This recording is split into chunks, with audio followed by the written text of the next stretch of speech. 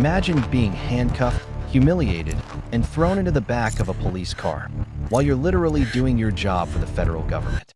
Now imagine finding out later that the officers who arrested you, they knew exactly who you were the entire time. This isn't a movie. This isn't fiction. This is what happened to a woman whose case would blow wide open after internal emails surfaced, revealing a cover-up that would shake public trust to its core. What you're about to hear will make you question everything you thought you knew about accountability in law enforcement. It started like any other workday. A woman, let's call her Sarah, though her real identity would later become a flashpoint in this controversy, was conducting routine federal business in a small jurisdiction. She wasn't undercover. She wasn't hiding. She was a credentialed federal officer doing exactly what her oath required her to do. Then local police arrived. What happened next was captured on body cam footage that would eventually leak to the press. Sarah calmly identified herself, presented her federal credentials, and explained her authority to be there. She wasn't aggressive. She wasn't confrontational. She was professional, measured, even respectful.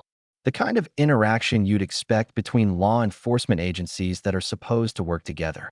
But instead of professional courtesy, she got handcuffs. "I'm a federal agent," she said clearly on the footage. "You need to verify this with my field office." The response: "Ma'am, you need to comply or you'll be placed under arrest." Within minutes, Sarah was in custody. Her credentials were confiscated. Her vehicle was searched. And despite her repeated assertions of federal authority, despite showing identification that should have immediately ended the encounter, she was transported to the local jail and booked like any common suspect. News outlets picked up the story within hours. A federal officer arrested by local police? It seemed like a jurisdictional nightmare, a misunderstanding that would be quickly resolved with apologies all around. The local police department released a statement claiming they had followed proper protocol and had no way of verifying her credentials at the scene. They painted themselves as cautious officers simply doing their jobs in an uncertain situation. The narrative seemed plausible enough. Mistakes happen, right? But then the email surfaced. 3 months after the arrest, a Freedom of Information Act request filed by a civil rights organization struck gold.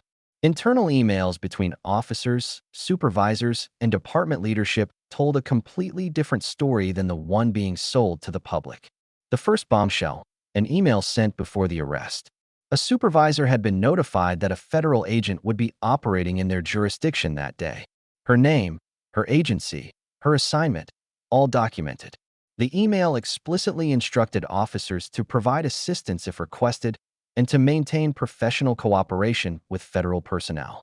That email had been sent to the very officers who would later claim they had no way of knowing who she was. But it gets worse. Another email, sent just 2 hours before the arrest, showed officers discussing Sarah's presence. One officer wrote, "Fed is here on that case. Lieutenant says let her do her thing." The response from another officer? "Copy that." They knew. They absolutely knew. So why did they arrest her anyway? A third email chain revealed the answer, and it's more disturbing than a simple misunderstanding. Internal messages showed that certain officers in the department had been frustrated with federal oversight on a previous case, a case where federal authorities had investigated allegations of civil rights violations within that very department. Tensions had been simmering for months. One email, sent weeks before Sarah's arrest, contained a chilling line: "Next time the feds want to stick their nose in our business, maybe they'll think twice." When Sarah arrived that day, she wasn't just doing her job. She was walking into a department that saw her as the enemy. And some officers decided to make an example of her. The arrest wasn't a mistake. It was retaliation. When the emails went public, the fallout was swift. The police chief initially doubled down, calling the emails taken out of context. But as media scrutiny intensified and federal investigators opened their own probe, cracks appeared in the department's solidarity. 2 officers were placed on administrative leave. The supervisor who had sent the retaliatory email resigned. And Sarah, who had spent months dealing with the professional and personal fallout of being arrested while doing her job, finally got her vindication. But her case isn't an isolated incident. It's a symptom of a larger problem that's been growing across the country: the breakdown of cooperation between different levels of law enforcement. When local departments view federal oversight not as accountability, but as interference, When professional disagreements turn into personal vendettas, everyone loses. Sarah's attorney released a statement that cut to the heart of the issue. This wasn't about confusion or protocol. This was about power and ego. And when those things override the law, we're all in danger. The legal settlement came months later, a significant payout from the city's coffers, meaning taxpayers ultimately paid the price for officers' misconduct. But money wasn't what Sarah wanted. In a rare public interview, she said something that stayed with everyone who heard it. "I didn't fight this battle for me. I fought it because the next person who stands up and says, 'I have authority here,' needs to be believed. Whether they're federal, state, or local, if they're doing the right thing, they deserve to be protected, not punished." Today, the department has implemented new training protocols. Body cameras are now required for all encounters with federal personnel. And those emails? They're part of ongoing federal civil rights investigation that could have implications far beyond one small department. Sarah's story is a reminder that accountability isn't optional, it's essential. When internal emails can expose lies, when technology can reveal truth, and when ordinary people refuse to let injustice slide, change becomes possible. But here's the thing.